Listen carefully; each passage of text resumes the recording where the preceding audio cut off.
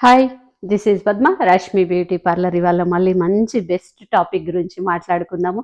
అదేంటంటే మనం స్నానం చేసేటప్పుడు కొన్ని హెర్బ్స్ వేసుకొని స్నానం చేద్దాము.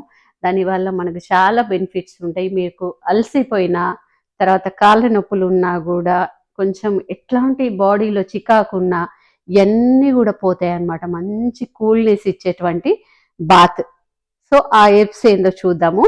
ఒక 1/4 ఆలివ్ ఆయిల్ తీసుకోండి.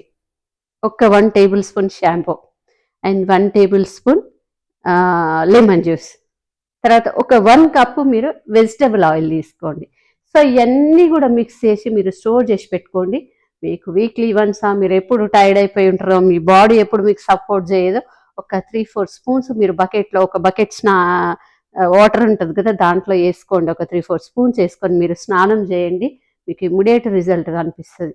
సో ఇవన్నీ కూడా ఇలాంటివి మాకు అరోమోథెరపీ చేసినప్పుడు ఇవన్నీ చెప్పారనమాట. 20 years బ్యాక్. మీకు దీనికి సంబంధించిన లెవెండర్ ఆయిల్ కూడా చాలా బాగా పనిచేస్తుంది. మీరు స్నానం చేసేటప్పుడు సేమ్ ఒక ఫ్యూ డ్రాప్స్ వేసేసుకోండి. దాంట్లో ఒక 4-5 డ్రాప్స్ వేసుకొని స్నానం చేయండి. లెవెండర్ ఆయిల్ కానీ, తర్వాత ఈ రోజ్మేరీ ఆయిల్ కానీ, ఇలాంటివి ఏమంటే మీకు హెడేక్ కానీ, కొంచెం అంటే ఇట్లా చికాకు ఒక రకంగా ఉంటుంది కదా అప్పుడప్పుడు మన బాడీ, అట్లాంటివన్నీ కూడా తీసేసి మీకు మంచి ఫ్రెష్నెస్ ఇస్తుంది అనమాట.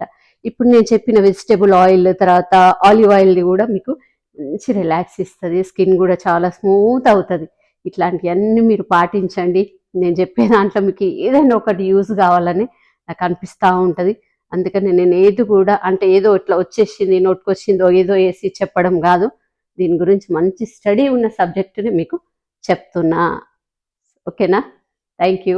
ఇంకా ముందు ముందు మంచి మంచి స్క్రబ్ గురించి తెలుసుకుందాం రేపు. ఓకేనా? మంచి మంచి విషయాలు మాట్లాడుకుందాం. Thank you.